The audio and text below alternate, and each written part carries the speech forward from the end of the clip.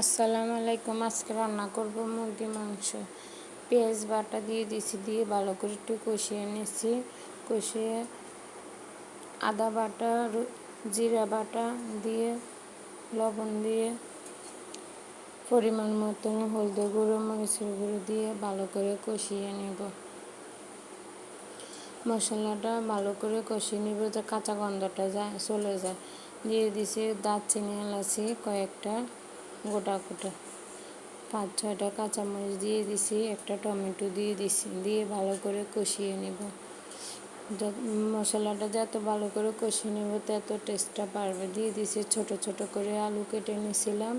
আলুটা কেটে 10 মিনিট পানির ভিতরে ভিজে রাখছি। ভিজে এখন আলুটা দিয়ে দিছি, দিয়ে ভালো করে কষিয়ে নেব। আলুটা কষিয়ে নেব। আলুটা সিদ্ধ হওয়ার জন্য আমি আগে দিয়ে ভালো করে কষিয়ে নিয়েছি। মাংসটা ছোট ছোট পিস করে ভাজি করে আগে থেকে রেখে দিছি।